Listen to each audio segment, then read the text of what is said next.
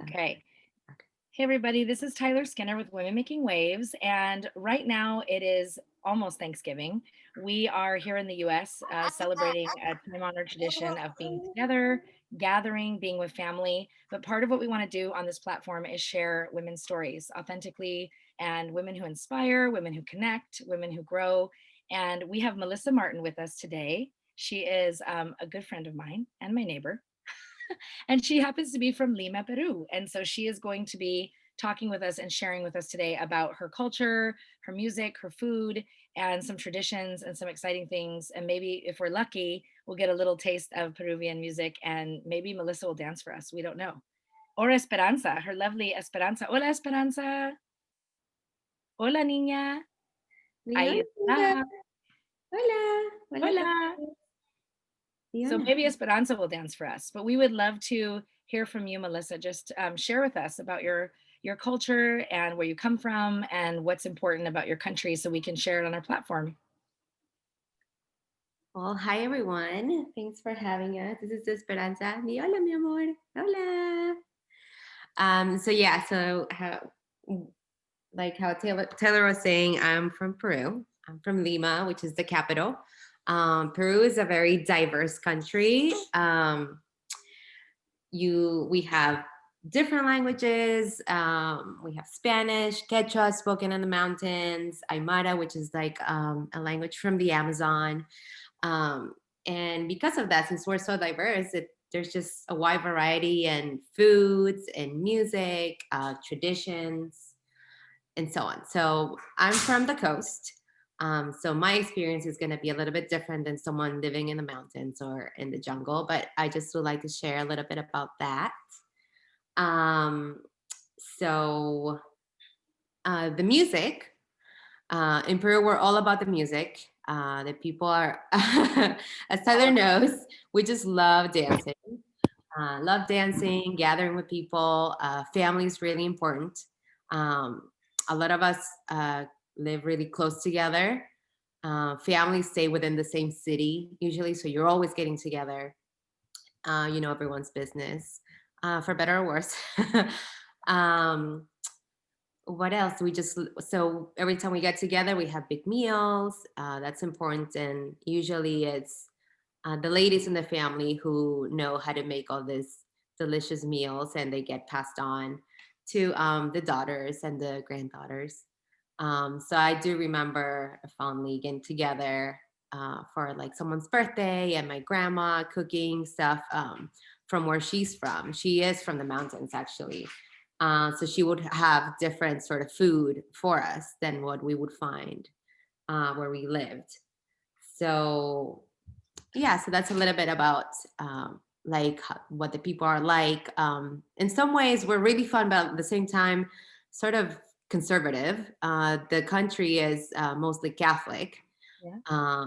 But that makes it a little bit interesting because so we have the Catholic part, and then we also have kind of like the native traditions and beliefs. So it's a very superstitious culture, which makes like all the big holidays really interesting. Like we have really fun facts about how to bring luck and like good Yeah.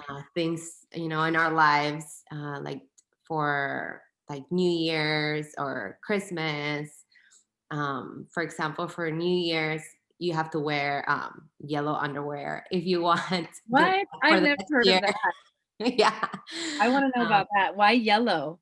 I don't know. I guess yellow is the color for good luck. Okay.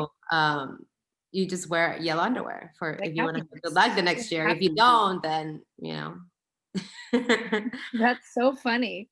Yeah, I they're like like that. really funny superstition and things that you just do. Sometimes you don't even believe in it, but it's like it's part of the celebration when it comes to like New Year's. And there's another thing that people in Peru do is you could take like a flower bath Okay. New Year's Eve, and you're supposed to be getting rid of like all the bad energy and getting ready for the new That's something I year. think we all could do as women, especially. I think that would be a great thing to adopt for New Year's. Right. Yeah. I Yeah. mean, it's it's little things like that that just like make, like bringing in the new year. It's like getting yourself ready for a new start. And so all those things are like really fun to take part of, like when those Yeah. things are happening. Yeah.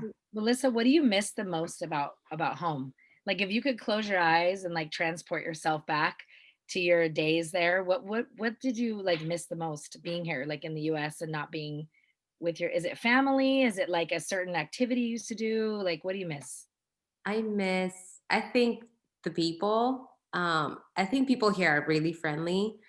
Um, but in Peru, I think people are maybe overly friendly sometimes. But I mean, I miss that because in Peru, you say hello and you give each other kiss, you give a kiss Yeah. on the cheek and you hug. Um, so you get close pretty quickly. Um, and I think I just miss that sometimes, is like the warmth of the people, and then just being surrounded by my culture, like listening to music that's in Spanish and everyone enjoying it, and the food. I think just getting together with people, and I think especially now that um, we're not getting close with other people, and the whole idea of gathering is not like in anyone's plans right now. So yeah, I think I miss that. I miss that the most. Yeah. That connectivity piece of being with people, just being able to embrace people, embrace them and show them you care. I know I think a lot of places do that with the kiss, having a kiss, one or two kisses depending, and a hug. And I think it's so much more personal than a handshake. I think it's so nice to hug somebody and kind of really bring them into you, draw them in. Right. Right. And it took me a while when I first moved to the US, like to think, okay, handshake before kiss. You're I just probably kissing surprised a everybody few you see. people like, oh hi. Nice to meet you. But yeah. That's awesome. What about your because you do dance. I know that about you. I know you like to dance and I know you love the music. What particularly is music that you do you have a favorite artist or um people from your home country like that are just incredible? Yes, I have a couple of favorite artists. Especially, well, I just remember what my parents used to listen to, like when they listened to more traditional music. Um, every time I'm feeling like nostalgic, I would just listen to them, and I like a lot of the Afro-Peruvian influence in our culture. So so I listen to that a lot, and I can play a little bit for you. It's really fun. Oh, look, Esperanza's already dancing back there. She's Yeah, ready. she's ready. She's like, I want that, mommy. ¿Quieres bailar? Sí.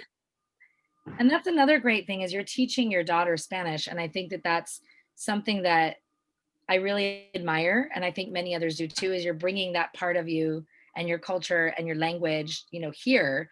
And I'll touch on that a little later too, but I think it's nice that you can give that gift to her, of that language, of that connection to her, to that Peruvian side. Right. Yeah.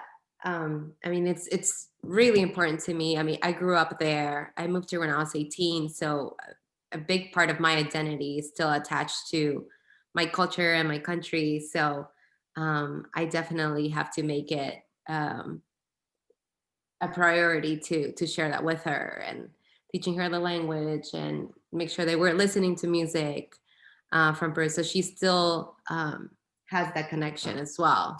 That's She so might great. not be over So there, but she'll have it through me, and I have to be on that so that happens. she's Yeah. like, no, mommy. ¿Quieres escuchar? So before you play it though, I want to ask one more Mhm. question. Yeah. What's it like for you? Like you came here when you were 18. What's it like for you being like you said you have a dual identity or you feel very attached still to Peru?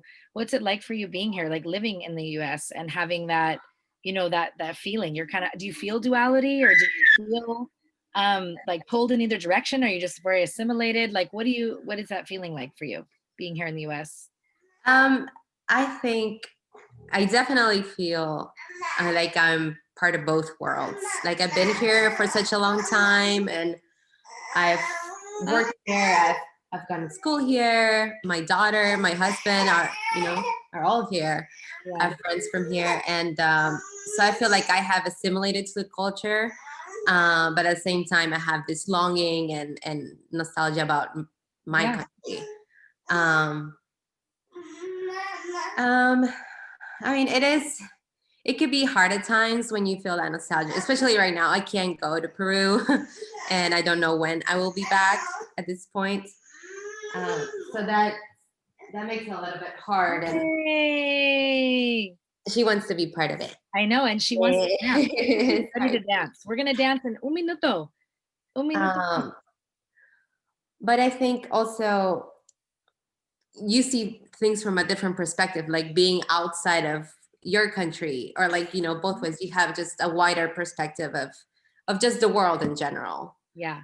Growing up there and then coming here, I can see um, things are really going well, and back in Peru, and things that need some improvement, and the same here. And I think it also has built a lot of I think empathy for other people that are in the same situation, or um, that don't have um, like that cultural identity, or that are struggling to maintain those bonds, or like to maintain that those traditions, and make that important for their families.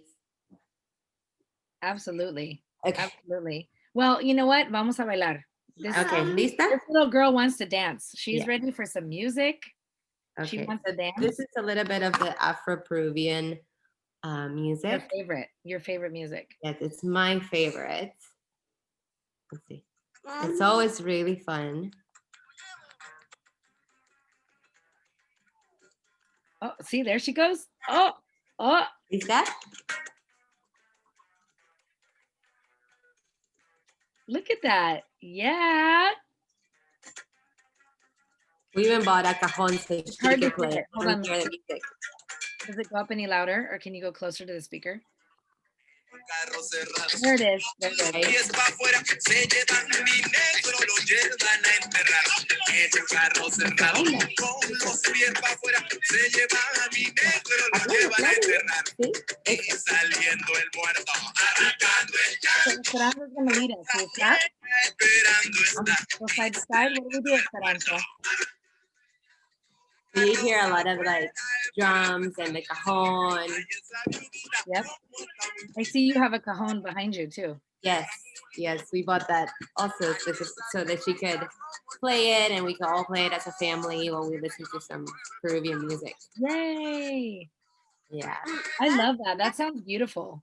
So there's a lot of like, it sounds like chanting in a way. Like there's some, or like a call to something. That's what it feels like to me when I hear the man's singing. Mm-hmm. And it feels that way. Do you get that, or what? Can you explain that a little more? Yeah, definitely. I think, well, a lot of their songs. She goes, look at her. She's hitting it. Oh yeah, she hears music and she just goes over to the cajon and starts playing. Oh my gosh, it's amazing. Toca. Look at amazing. Yeah, I think a lot of the songs actually talk about like the hardships that actually the African people had in Peru. Mm-hmm. Or they could be like labor songs, and some of them kind of give it like a funny twist to whatever their situation is as well, or was. With the lyrics, you mean? Like right, with the lyrics, talking yes. about their situation. Yeah. So using music there's as a lot a of history in that. Yeah, in the music. I'm glad you shared that. That was really amazing. And who's the artist, or what is that? That is Arturo Sambo Cabero. Arturo Sambo Cabero. That's a Mm-hmm. okay. We'll have to put that somewhere on our platform, like show if anyone wants to follow him or listen to some more music. I think that's really important to hear that, because look at Esperanza right now. She just went right over to the cajon and started banging on it. Like she feels it, she feels that. So music can do that for us. It's very, very uplifting, but it can also be really something that we use to get through things too, Yeah, every time it's so funny with children. I mean, they just watch what you do, and they just imitate everything, and then they just absorb so much. She amazes me every day.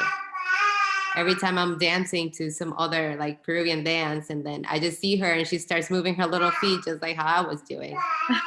So yeah, it is important just to even just have around, because she'll just pick up everything. That's amazing. That's amazing. Well, I thank you, Melissa, for sharing this with us because it's a lot. And is there anything else you feel like you want to share that's really important? I think it's great to see the bridge, of the two cultures emerging, like what you've brought together from.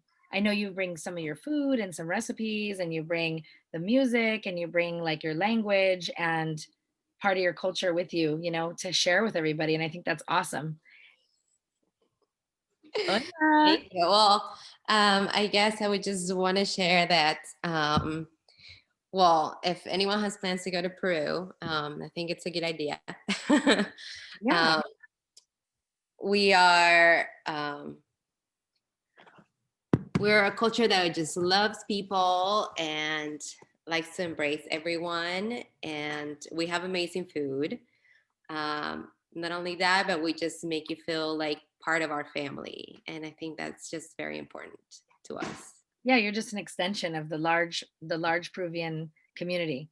Right. You just Yeah. become like one of everybody else. I love that. I think a lot of cultures in Latin America do that really well, and I just feel like that's so amazing that you can do that for people because it especially now during COVID, are you connecting with family just via Zoom and everything else, just seeing everybody or Skype or what are you guys doing? Yes, we're doing a lot of Skype. With my mom, we cook Peruvian food, like doing Skype, like once a week. Nice. We get to we connect and we cook at the same time because my mom doesn't have like any recipes down. She doesn't follow measurements, so we have to cook at the same time. So I can make the food just like my mom because she's just amazing. That's so awesome. And it's so great she shares that with you. And look at how wonderful the digital world can be. Like Right. Yeah. And I finally have a Google Doc okay, with all the recipes. So, nice. So yeah. she's sharing them and you're writing them down. Yes. Ah, that's interesting. And then you can give it to Esperanza. Right. Yeah. I think having her has made me work on that. Yeah, it's something to pass down to her. Like this is our food, or this is what your grandma made. This is Right. the Yeah. the traditional cooking, or this is her recipe, and she would love that. It's something to share generationally. That's great. Yes. Oh, here we go. I lost you. Amazing. Well, we are so grateful for you, and we're grateful that you're neighbors. We're so grateful to have this little bellísima niña, hola, hola, as our neighbor and friend. And I definitely feel part of the Peruvian community. Absolutely. I have Hey. felt it personally. I thank you for sharing that with us today. And I'm hoping that the more we can share these stories and the more we can share about our cultures and our heritage and our background and traditions, we can find the commonality, which is just connection and love and wanting to have fun and enjoy each other, and Right. Yes. celebrate who we are as individuals, but also as like a common human race. Right. Thank you so much, Melissa. I really appreciate it. Adios, You're Esperanza. welcome. Di bye bye, amiga. Adios. Adios. Adios. Oh my gosh, she's too adorable. Well, you two have a great afternoon. Have fun playing, and we will see you very soon. Thank you. We'll see you. Say bye bye, Esperanza. Adios. Bye.